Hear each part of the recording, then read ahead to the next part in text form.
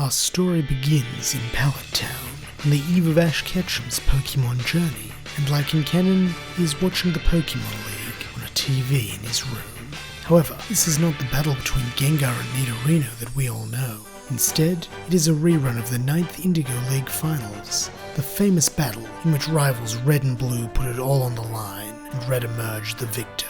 With bated breath, Ash watches the clash of the rivals' final Pokemon, and when Blue's falls forward, Ash cheers with such fervour that one would think he was trying to make himself heard all the way at the Indigo Plateau.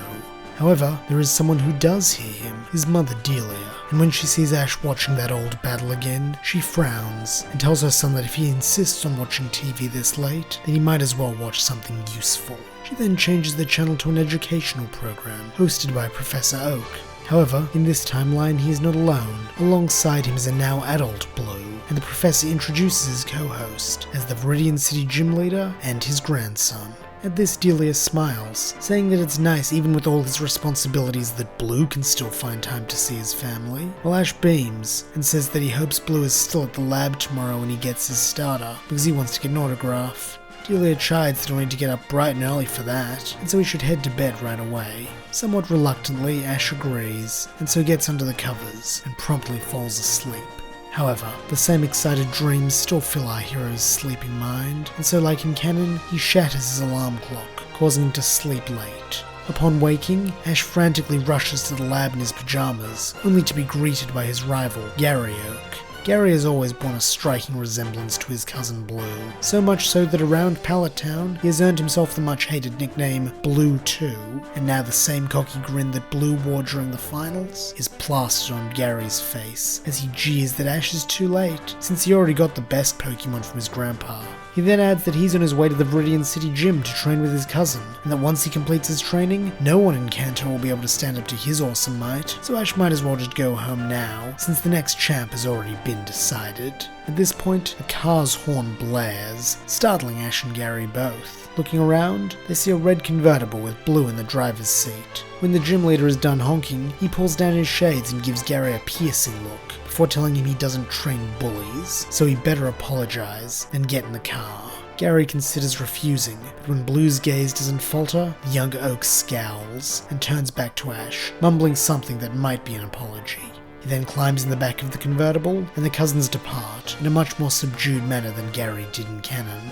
With Gary gone, his hangers-on begin to disperse, allowing Ash to enter the lab before Oak comes down to fetch him, and so, the boy finds himself inadvertently eavesdropping on the professor's conversation with another man, who Ash can't clearly see at the back of the room.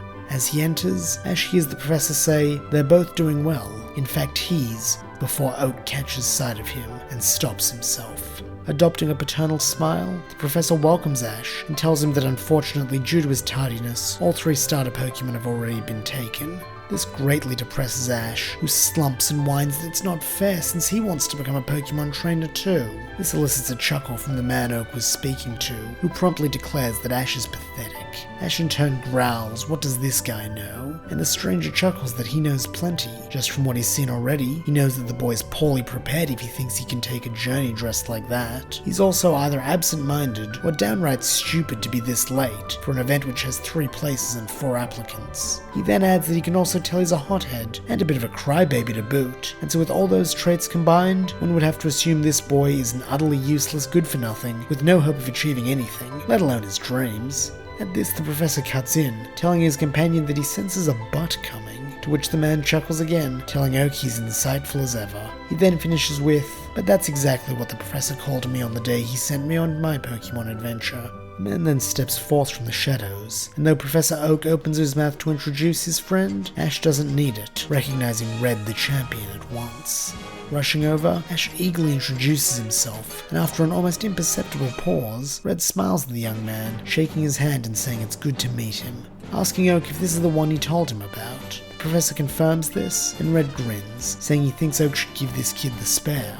Oak frowns at this, expressing doubt with both Ash's readiness and the emotional state of the Pokemon, but the champion seems undeterred, and so sardonically makes the older man an offer that he will supervise to make sure it doesn't kill the kid and run rampant around the surrounding area. Oak still seems reluctant, but in the end he sighs that if anyone can make this pairing work, it's Red. As Oak walks over to the Pokeball display machine, Red then turns to Ash and asks him what his dream is. Naturally, Ash replies to become a Pokemon Master, and Red tells him that's a good answer, while saying that from now on, he's Ash's master and Ash is his student, so the boy better listen to what he says if he wants to achieve that dream. He then enigmatically strolls past Ash, telling him to meet him on Route 1 in half an hour with his new Pokemon. And with that, he is out the door and gone from view. However, as the champion makes his way from Pallet Town up Route 1, he can't help but remember a time almost 20 years ago when he was going the opposite way, and how different things were back then. It is the day after Red's championship battle with Blue, and the pair of rivals are strolling down Route 1 bound for home. However, they are not alone. On Red's other side is a girl, Green. She too is a Pallet Town native, and a friend to the boys, having helped them in many battles, and even placed just behind them in the league. Together, the three friends chat amiably as their home grows larger in the distance. But when the topic turns to what to do with themselves now that the league is over and Team Rocket is disbanded, Red grows a bit melancholic. He admits to his companions that he's not sure where there is to go from here, and begins to express fears of stagnation. However, before this can turn into a full-on spiral, Green steps in, reminding him they still have the Pokédex to complete for the Professor. Red acknowledges this, but still seems to be on the fence, asking what about when the Pokédex is complete. At this, Green smiles and gives Red's hand a squeeze, telling him that even when that's done, the three of them will do what they've always done, and keep battling and training together so they keep reaching new heights. This at last seems to calm Red, and he returns the squeeze, as the trio finally set foot back in their hometown. It is well over an hour before Ash makes his way to Route 1, dragging a very unhappy Pikachu behind him on a clothesline. When Red sees this, he is unimpressed, and snaps at Ash to untie his Pokemon at once. Ash protests, but Red just gives the boy a look, that for some reason makes Ash imagine an ellipsis is hanging between them. And so, the young man obeys, untying Pikachu, while Red orders him to apologize. Ash does so, but Pikachu doesn't want any part of Ash, turning his nose up at the fledgling trainer. Desperately, Ash looks to his new mentor, asking how he's meant to make Pikachu obey him if he won't even look at him. But Red tells him that his thinking is backwards. Pokemon aren't servants to bend to his will, they are partners, and if he wants Pikachu to be his partner, then he'll have to earn its trust through love and kindness. Ash asks how he's supposed to do that, and Red sighs for the boy to just watch and learn. Crouching down beside Ash, the older trainer smiles at Pikachu, and in a much gentler voice than he's used with Ash, tells him that he bet it's had a really stressful morning, being cooped up in some tiny ball, only to be given away to this unqualified idiot who dragged it around the rough ground.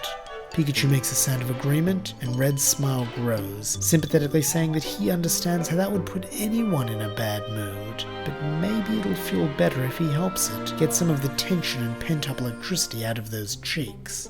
At this, Pikachu looks unsure, but before it can resist, Red begins to rub its cheeks in small circular motions. This causes Pikachu to squeal in delight, as small jolts of electricity discharge from its cheeks. After a few minutes of massage, Red gestures for Ash to come back, and then tells Pikachu that he's going to give Ash a turn at massaging its cheeks now. Pikachu is too relaxed to really care at this point, and so the handoff goes off without a hitch, allowing Ash to get in close without getting shocked. Upon feeling Pikachu's cheeks, Ash praises Pikachu on how soft and bouncy they are, and Red says this is good, telling Ash to use this opportunity to talk with Pikachu. Ash does just this, praising everything from the shininess of its yellow fur to the power of its Thundershock. At this, both Ash and Pikachu laugh, and when Ash looks over to Red to see if this is the trust he was talking about, Red gives the boy a proud nod. Ash goes on to say that maybe he came on a little strong earlier, but that was only because he's been waiting so long to meet Pikachu, and he hopes they can be friends. Around this time, the last of the electrical discharge from Pikachu's cheeks subside, and Ash finally takes his hands off the electric mouse's cheeks, causing it to open its eyes and look at him. For the first time, Ash sees something other than loathing there, and so decides to go for broke. Reaching out a finger, he asks Pikachu if it wants to be his partner.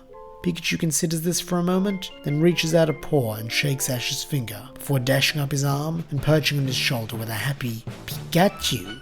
At this, Red gives the pair an approving nod, then tells them it's time for the real work to begin. Ash asks what he means, and Red says it's time he taught them how to catch a Pokemon. He then leads his student further down the route, keeping his eyes peeled for a suitable Pokemon to demonstrate on. Ultimately, he settles on a Sandshrew, and so tells Ash and Pikachu to battle it. Excited to have their first battle, Ash rushes in and orders Pikachu to open with a Thundershock. Pikachu obeys, leaping off his shoulder and blasting Sandshrew with the electric attack. Shockingly, this does nothing, and Red chides Ash, saying that electric attacks don't affect ground types, and tells him that once this battle is done, they're going to have a long chat about type matchups. Ash groans, but is able to bounce back fairly quickly, telling Pikachu to use Quick Attack instead. The Electric Mouse complies, and this time the attack hits its mark, causing Sandshrew to tumble end over end. Red then tells Ash to throw a Pokeball while Sandshrew is disoriented, and the boy does, landing a direct hit, and after 3 shakes, he is able to add Sandshrew to his team.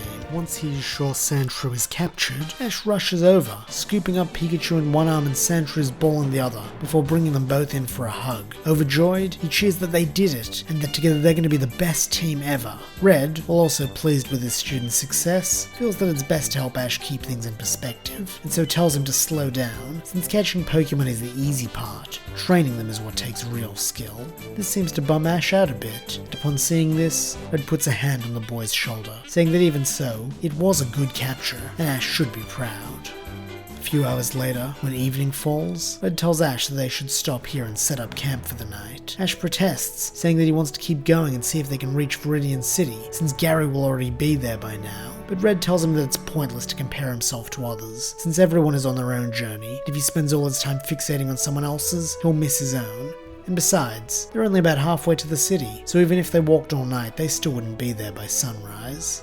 Accepting Red's words, Ash flops down on the ground and rummages around in his backpack, pulling out a packet of freeze-dried rations for dinner. However, before he can chow down, Red snatches the snacks out of the boy's hands, telling him not so fast. He still has training to do before he can eat. Ash pleads with his teacher, asking if he can do it after dinner, but the older man just shakes his head, saying that hunger is an excellent motivator, and tells Ash that since it's only his first night, he'll go easy on the boy, and only make him do 10 practice battles before he can eat. Ash whines that this is totally unfair, but Red says nothing, just giving him that ellipsis stare from earlier. Cowed by the intensity of that look, Ash does as he's told, bringing out Sandshrew and giving it and Pikachu their battle orders, while Red supervises, munching on a ration or two as he does. The next day passes in much the same manner, except thanks to Red waking Ash up at the crack of dawn, they're able to reach Viridian City by late afternoon. Seeing how tired Ash is, Red relents somewhat here, and tells his pupil that since he's put in a lot of hard work over the last 2 days, he can have the rest of the afternoon off. He then gives Ash directions to the Pokemon Center, and sees him on his way with stern instructions to make sure his Pokemon are healed before he does anything else. When Ash is out of sight, Red turns and heads towards his true objective, the Viridian Gym.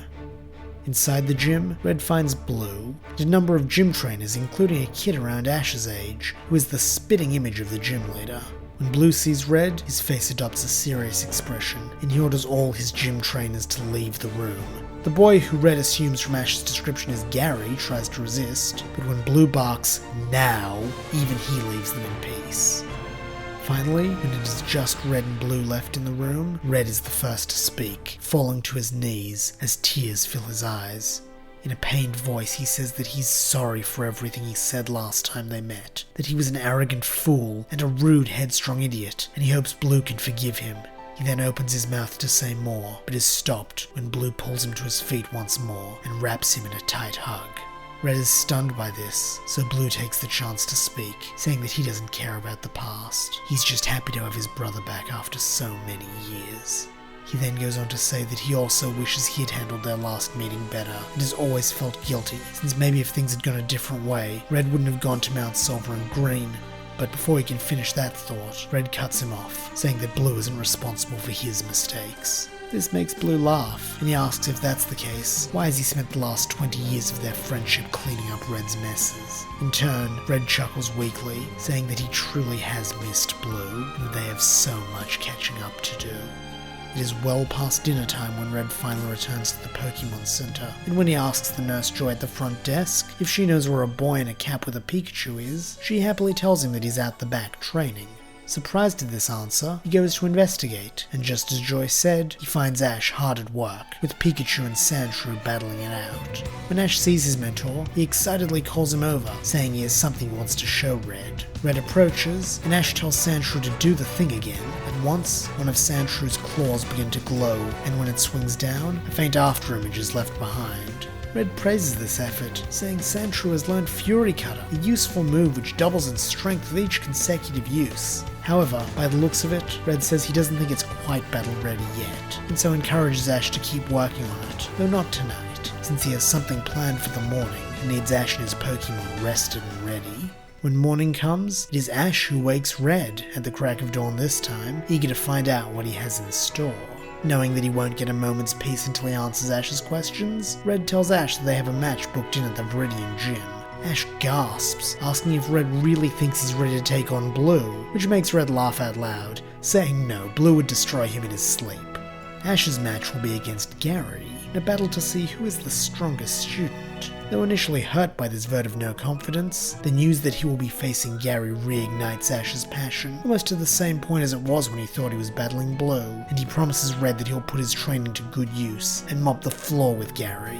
Red smiles that he knows he will, and the pair make their way to the Viridian gym. Inside the gym, Ash and Red find Gary and Blue waiting for them.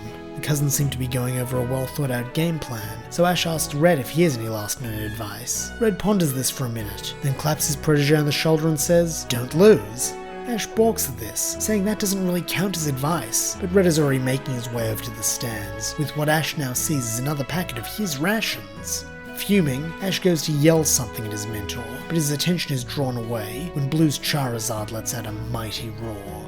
Looking to the gym leader, Ash listens as Blue explains the rules of this match. It will be a 1v1, both trainers will bring out their Pokemon at the same time, and the battle will end when he rules one side's Pokemon unable to battle. Ash and Gary both nod their understanding, and then their eyes meet, signaling the start of the battle. At once, both trainers call forth their starters, with Ash having Pikachu and Gary revealing his to be Squirtle. This gives Ash a strong sense of confidence, since after his and Red's talk about type matchups, he knows that a Squirtle will be at a disadvantage against his electric mouse. He therefore decides to take another of Red's lessons about striking first to heart, and starts things off by ordering a Thundershock. Pikachu responds by charging up electricity, then firing it at Squirtle. But Gary is prepared, calling for a withdrawal. Squirtle then retracts its head and limbs inside its shell, allowing its natural armor to soak up most of the damage, before popping back out and firing a water gun. This strikes true, and Pikachu is pushed back, spluttering and writhing as water douses it. But eventually, the torrent subsides, allowing Ash to tell his partner that if Gary and Squirtle have a counter for long-range electric attacks, then they'll just have to get in close. Pikachu nods, and at Ash's signal performs a lightning-fast quick attack, slamming into Squirtle and knocking it onto its back. Panicking, Squirtle flails around, unable to get back to its feet, and this gives Ash and Pikachu just the opportunity they've been looking for. At once, Ash calls for another Thundershock, while Gary calls for a withdrawal. However, at such close range, Pikachu is able to grab one of Squirtle's legs before it can retract, thus giving it a conduit to pump electricity through, right into Squirtle's body. Squirtle howls in pain as smoke billows from the holes in its shell, and when the electric shock stops, Squirtle doesn't move. Ash cheers, telling Pikachu that it's the best, and Blue raises a hand to declare Squirtle unable to battle. But just then, white light bursts from inside the shell. Suddenly, the shell itself begins to grow, and when a head pops out, it is a darker shade of blue with wing-shaped ears. This new Pokemon then declares itself Wartortle before firing off a point-blank water pulse, which hits Pikachu squarely in the face. Pikachu rolls backwards, but when it stands, everyone can see that something is clearly wrong with it. Its movements have a dizzy, swaying quality to them, and when Ash calls for another quick attack, Pikachu shocks itself instead. This proves Red's theory correct, and he calls out to Ash that Pikachu is confused, so they need to be very careful. Ash asks how to break this confusion, but he never gets an answer, because right at that moment, a second water pulse hits Pikachu, knocking it out. Gary is declared the winner, and while he and Blue celebrate, Ash fetches Pikachu and returns to Red's side with a dour expression. When he and his mentor are face to face, Ash apologizes for losing, but Red waves this off, saying that losing isn't a bad thing, so long as Ash doesn't lose the lesson that each defeat brings. Ash thinks on this for a moment, and after a moment says he thinks he understands, which makes Red clap him on the shoulder once more, before instructing him to be a good sport and go congratulate Gary on his victory. The two pairs of masters and apprentices meet in the center of the ring, and with a mutual look of displeasure from both students, Ash and Gary shake hands. Red then engages Gary in conversation, asking who taught him to use Withdraw to counter electric moves, while Blue praises Ash's efforts, saying he now sees why Red called him a champion in the making. At this, Red gives his old friend a gesture to cut it out, not wanting his pupil to get too full of himself. Blue receives this loud and clear, and so turns his attention to Red, saying that he would be happy to take Ash on as a second student, if Red would like. However, Red declines this offer, saying that he would rather oversee Ash's training personally. That is, if Ash is happy to keep traveling with him. Ash pretends to think for a moment, then tells Red that even though he is a harsh taskmaster and a mooch who steals his food, there is no one he would rather have as a mentor. This makes Red beam, in such a way that for the first time since meeting him, Ash can actually see the excited boy who just won the Pokemon League, and it is only by seeing it that he realizes it was missing before. Red then turns to his friend and his student, saying that though he wishes they could stick around and get some more training in, he and Ash must be going, since their next stop is Pewter Gym, and the Viridian Forest still stands between them and that goal. In unison, Gary and Blue respond with, "Smell you later," and these are the last words said before Ash and Red set off on the next leg of their journey. And that's where we'll leave things. What new adventures await our master and student duo in Viridian Forest? What Pokemon will they meet? And most importantly, what challenges will stand in their way? Find out as the journey continues.